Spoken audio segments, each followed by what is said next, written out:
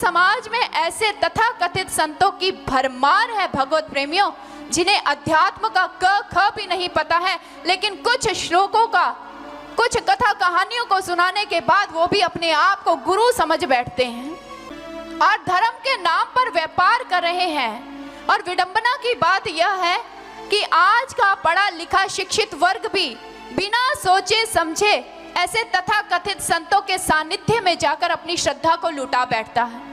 और ऐसे तथाकथित संत जो धर्म के नाम पर व्यापार कर रहे हैं, लोगों की श्रद्धा और उनके भावनाओं के साथ खिलवाड़ करते हैं, उसके बाद जब टीवी चैनल्स के माध्यम से, न्यूज़पेपर्स के माध्यम से आप उनके बारे में श्रवण करते हैं, देखते हैं, पढ़ते हैं, तो आपको दुख होता है, आप पश्चाताप की भावना से पूरित होते हैं और उस समय आपके मुख से एक ही बात निकलती है, सारे ही संत ऐसे होते हैं, ये सभी ढोंगी हैं, पाखंडी हैं। लेकिन क्षमा कीजिएगा भगवत प्रेमियों, अगर समाज में इतने तथाकथित संतों की भरमार हो चुकी है, जो चरित्र के साथ खिलवाड़ कर रहे हैं, जो श्रद्धा और भावना के साथ खिलवाड़ कर रहे हैं, तो इतने संतों की संख्या होने के पीछे कहीं ना कहीं आपका भी हाथ है, क्योंकि ताली कभी भी एक हाथ से नहीं बचती है। अगर समाज में इतने तथाकथित संत हो चुके हैं जो श्रद्धा के साथ खिलवाड़ कर रहे हैं, भावनाओं को लूट रहे हैं, चरित्र के साथ खिलवाड़ कर रहे हैं, तो इसके पीछे आप लोगों का भी हाथ है, क्योंकि आप लोग शास्त्र सम्मत कसौटियों को अपने हाथ में लेकर नहीं चल रहे और बिना संत की परख किए आप अपनी श्रद्धा, अपनी भावना को उनके चरणों में लुटा देते हैं। और आज संत बनना कोई मुश्किल बात नहीं है भगवत प्रेमियों, बहुत सरल है। कहीं से भी भगवे वस्त्र को धारण कीजिए, त्रिपुंड लगाइए, रुद्राक्ष की माला धारण कीजिए, बालों को मुड़वा दीजिए, तो हर कोई संत बन सकता है। इसलिए किसी ने संतों के, ऐसे ही संतों के विषय में कहा, सिर मुड़वाए तीन गुण, सिर मुड़वाए तीन गुण, सिर की मिट जाए खाज, खाने को हलवा मिले लोग कहे महाराज महाराज महाराज। ऐसे संत बहुत है, और इतने ही नहीं, बहुत है ऐसे जो मोटे मोटे नोटों से बेटों का दावा करते हैं, वो अपनी जेबें भरते हैं और खाली सबकी करते हैं, जो खुद फंसे मझधार में वो नैया पार लगाते हैं। लेट लेट के बड़ा है पेट, खाते मेवा भर भर पेट, खाने को लड्डू मिठाई, शर्म आ जाए खुद मिठाई, गुपचुप करते सुरापान बीड़ी की धूप जलाते हैं, जो खुद फंसे मझधार में वो नैया पार लगाते हैं। गाड़ी इंपॉर्टेंट चाहिए पर बात इंपॉर्टेंट नहीं बताते। कुछ तो ऐसे होते हैं जो 6-6 महीने नहीं नहाते, भक्त पड़े जो चरणों में बेहोश ही हो जाते हैं, जो खुद फंसे मझधार में वो नैया पार लगाते हैं। बातों के हलवे बांट बांट के धर्म धुरंधर बन जाते, सच के आगे भीगी बिल्ली, झूठ के आगे तन जाते। नंबर 1 निठल्लू हैं जो कर्म योग सिखलाते हैं, जो खुद फंसे मझधार में वो नैया पार लगाते हैं। ऐसे संतों की संख्या समाज में बढ़ती चली जा रही है। मुंह में राम, बगल में चाकू, सफेद कपड़ों में है डाकू, श्रद्धा सबकी लूट रहे हैं, सत्य नहीं वो झूठ कहे हैं, और ऐसे ऐसे स्वांग रचते हैं, ऐसे ऐसे नाटक दिखाते हैं कि जनमानस कहता है वाह वाह क्या बात है, लेकिन वही उनकी श्रद्धा के साथ खिलवाड़ करते हैं, वही उनकी भावनाओं को लूट कर ले जाते हैं।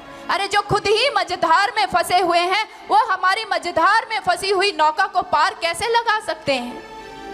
भगवत प्रेमियों, ऐसे ऐसे संत जिनके विषय में आप श्रवण करते हैं, वो आपकी श्रद्धा और भावनाओं के साथ खिलवाड़ कर रहे हैं, और खिलवाड़ का कारण यही है कि आप शास्त्र सम्मत कसौटी को अपने हाथों में लेकर नहीं चल रहे हैं।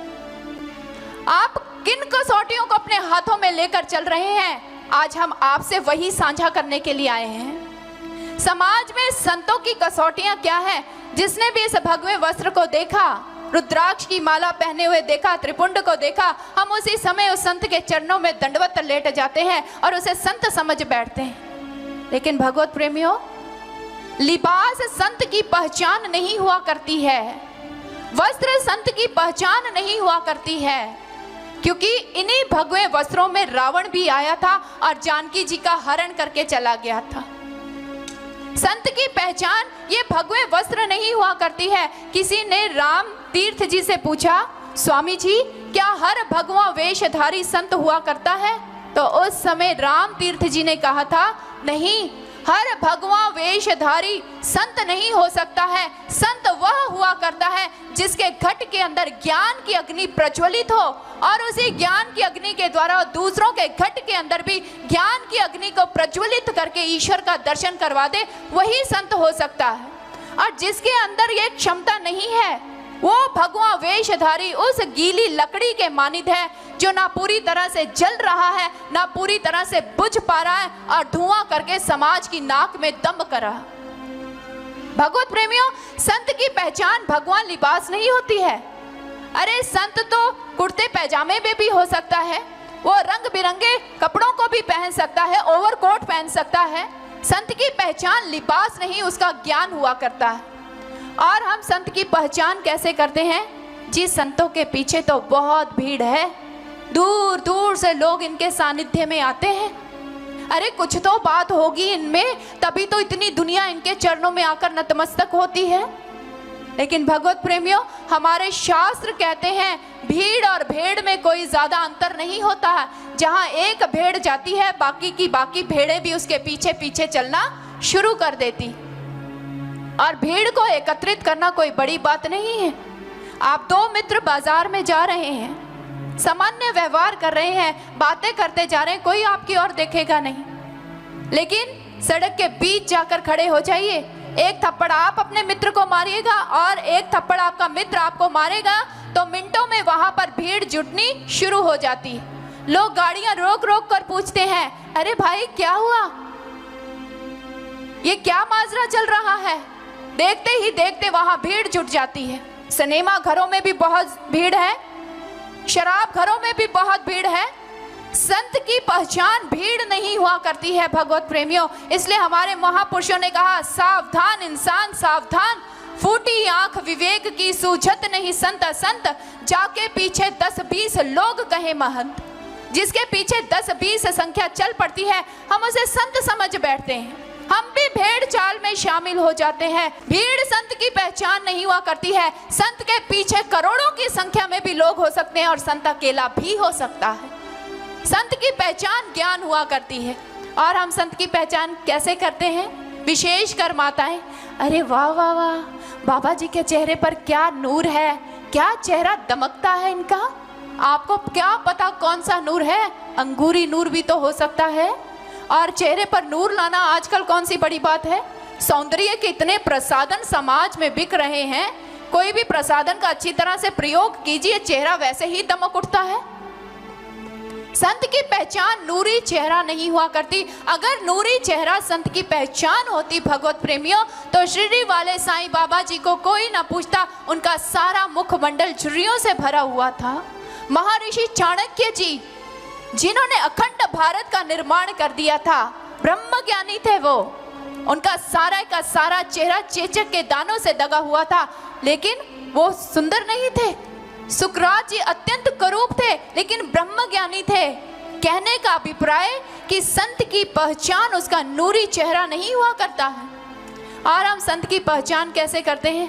अरे वाह वाह, क्या कथा करते हैं, जब बोलते हैं तो फूल बरसते हैं इनके मुख से, क्या नचाते हैं भजनों पर, आंखों से अश्रु निकल आते हैं, क्या कहानियां सुनाते हैं, क्या उदाहरणें देते हैं, एक ही श्लोक के कितने कितने अर्थ कर देते हैं। भगवत प्रेमियों, कथा कहानियां सुनाकर आंखों से आंसू निकालना बहुत आसान है, लेकिन बात यह है कि जिस प्रभु की वो कथा कहानियां सुना रहे हैं, जिनको सुनाकर भावुक हो रहे हैं, क्या उस ईश्वर को दिखाने का सामर्थ्य भी उनके पास है कि नहीं है? अगर ईश्वर को दिखाने का सामर्थ्य उनके पास है, तो उनकी कथा कहानियां सुनानी सार्थक है, उनका आंखों से आंसू निकाल देना सार्थक है। लेकिन अगर वो मात्र कथा कहानियां सुनाकर रुलाने तक सीमित हैं, आपको उस ईश्वर का दर्शन नहीं करवा पा रहे, तो ऐसे संतों को हमारे शास्त्रों में पूर्ण गुरु कहकर संबोधित नहीं किया गया है।